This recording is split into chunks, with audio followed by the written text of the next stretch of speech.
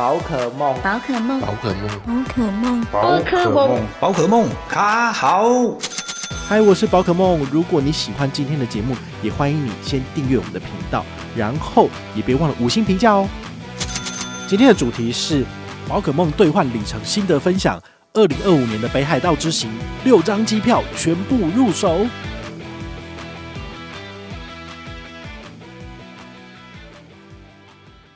嗨，我是宝可梦，欢迎回到宝可梦卡号。今天呢，来跟大家聊一下，就是我最近的里程换票心得。我相信，如果你有在累积里程的人呢，你都会遇到一个问题，就是把你的里程兑换成机票的这个关卡，真的会让你卡很久。因为这阵子我跟我的这个音效师在聊，他也跟我讲说，他现在要兑换明年去意大利的这个机票。那最大的一个问题就是说，长荣航空它的里程票其实是固定的，但是僧多粥少的情况之下，每个人都要换，所以如果你不及早规划，你可能都换不到。但问题来了，它飞这些各大城市一天就是只有一班的航班，那一个航班只会有2个商务舱，然后经济舱大概是4到8个不等。那你要怎样才能够换得到？因为说真的，长程线16到18个小时，你要挤在经济舱上面，真的是比较辛苦。所以我觉得长程线来兑换商务舱机票飞出去是相对划算的，所以这是我的音效师遇到的问题，我相信大家也会去遇到了。那我这一次的心得呢，不是兑换长程线，我这次兑换的呢是明年的家族旅游。那我们本来是打算要去巴厘岛或者是去泰国，但是我征询了家人的意见之后，他们都不要，因为他们觉得太热了，老人家不喜欢流汗，所以他们一致决定说我们要去日本。日本带他们去过福冈，带他们去过京都、东京都去过，那要去哪里啊？因为2线城市像什么名古屋，我姐姐这次去回来之后，她跟我分享，就是很无聊，带老人不知道干嘛。所以我想说，除非你是要带家人，就是往更里面走，比如说去金泽方向，然后去合掌村，那这样子才有看头嘛。但是说真的，你去合掌村，如果你没有跟团的话，其实是很舟车劳顿的，所以你要安排就是一家6、7个人一起出去，然后要走这么艰辛的行程，我就会觉得说，还是不要好了，太麻烦了。所以想来想去呢，我家人没有去过北海道，所以我就只好就是那就来规划北海道好了。大家出国其实会换这种连假，然后头尾再多请1-2天，对不对？那这样子你可以休个，你可能只要请2天假，但你可以休个5天6天，这样是不是相对而言你可以节省假期的方式？我会这样想，你也会这样想，全世界的人都会这样想。不要讲全世界，全台湾的人都会这样想，所以你怎么可能换得到？因为长荣航空就是台湾人最爱飞的。那这个时间点，热门时间点，好，比如说10月10号，这个是国庆日嘛，那你10月10号你换得到吗？你可能不见得换得到，那你就要再往前一天10月9号，10月9号你就有可能换得到，因为10月9号是上班日，你要多请1天假，有些人不行。好，那如果可以的话，恭喜你换到了，你就可以再等，因为它换票大概是前360天左右。你就可以做兑换了，好，所以我大概是在10月中旬的时候就开始在抢明年2025年10月9号的票，去那边几天，大概5天嘛，所以你就是5天后你要再抢10月13或14号的票，所以对于我来讲的话，这真的是非常的煎熬，因为日本出发就是回来台湾的票呢，日本出发开的税金是贵的。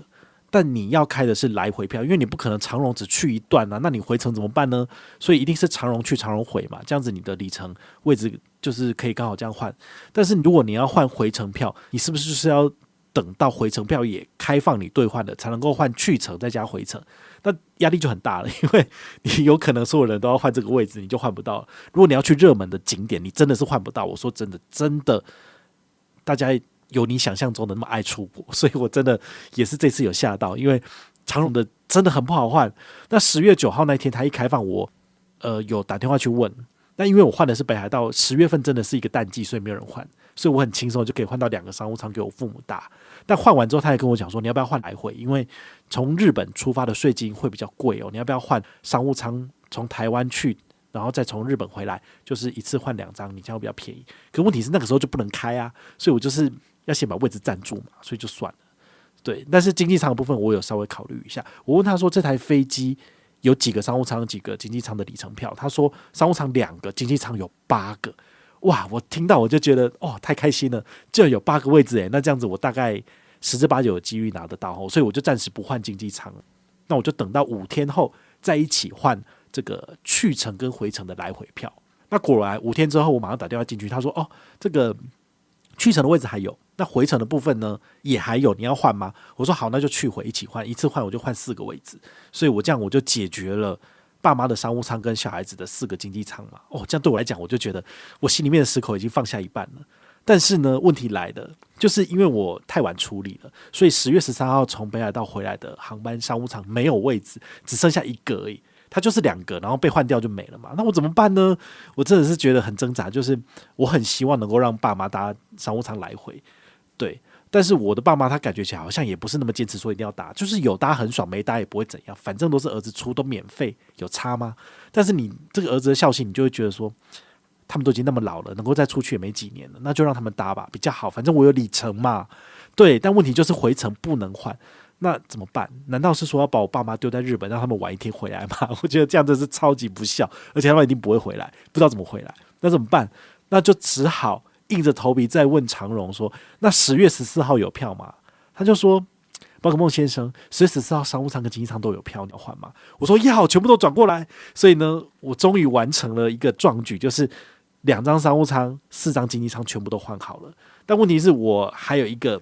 遇到的问题，我之前有做过节目跟大家分享，就是长荣的话，你是绿卡会员，你每一年能够赠送的里程就是只能够6个，加6个名额，然后赠送6个人。那中间没有必然的就是因果关系，但是如果你账上本来有12个人嘛，你再加6个是18个人，但是你从1月1号到12月31号，你只能够转给6个不同名字的人的里程，第7个一定转不过去。所以我的家人的票全部处理好了，但是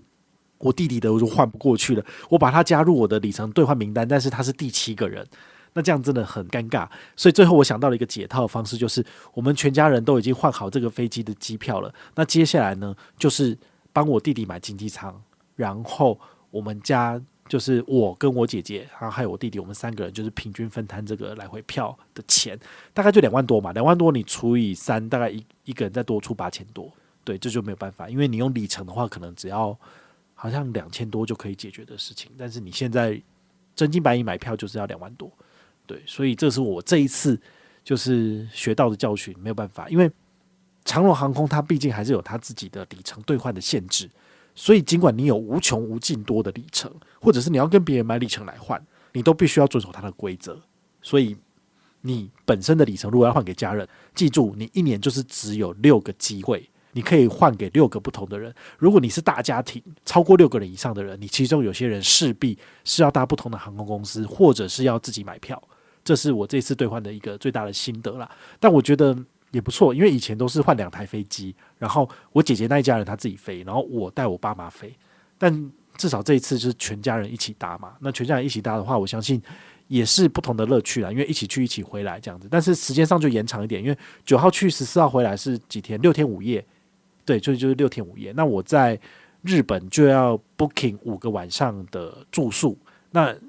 我跟我弟一间，我爸妈一间，然后我姐姐他们一间，所以就是要3个房间。所以它这个价格其实住宿的部分也是蛮贵的。但是其实我已经有很多经验了，因为北海道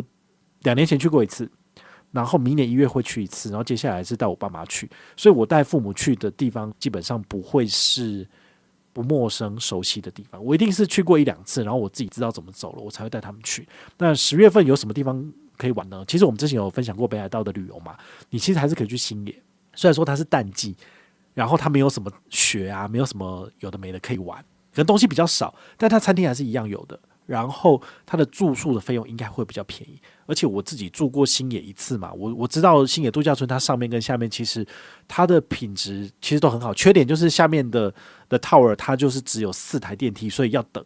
但是如果你是淡季去，其实也没有差，所以对于我来讲，我觉得除了电梯不好等以外，它的房间品质其实是很好的，所以带我爸妈去其实应该也是没有问题。然后剩下的就在札幌市区，或者带他们去旭川动物园。可是旭川离札幌真的很远，所以我也在想想，或者是要去看百万夜景之类的，就是大概整个多一个选择。所以就是在新野几天，然后在市区几天就可以回来了，因为6天5夜其实也没几天嘛，就五个晚上而已。所以新野2个晚上，剩下就3个晚上，所以大概没什么选择。所以对于我来讲，2025年的孝亲任务就结束了，终于。所以如果你本身是大家庭，然后你也有里程想要兑换带家人出去玩的话呢，你要注意几个事项。第一个就是你的里程是不是够？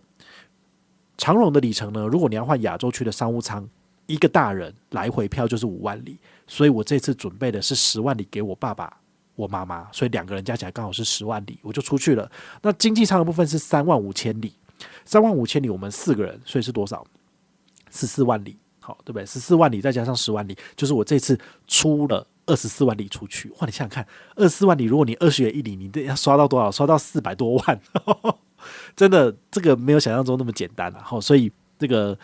平常有在刷卡累积的人呢，我相信你的里程数是永远都不够用的，因为你要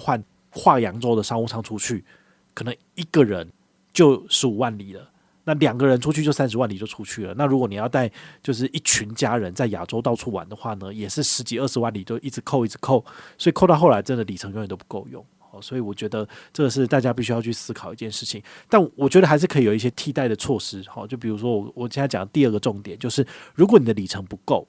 那我建议你就是让父母去搭商务舱，他们会比较开心。然后不够的部分呢，自己就可以用花钱的方式去买经济舱。用这种方式的话，其实你也可以在刷卡的同时累积里程，然后也可以累积飞行的里数，它累积到长荣里面，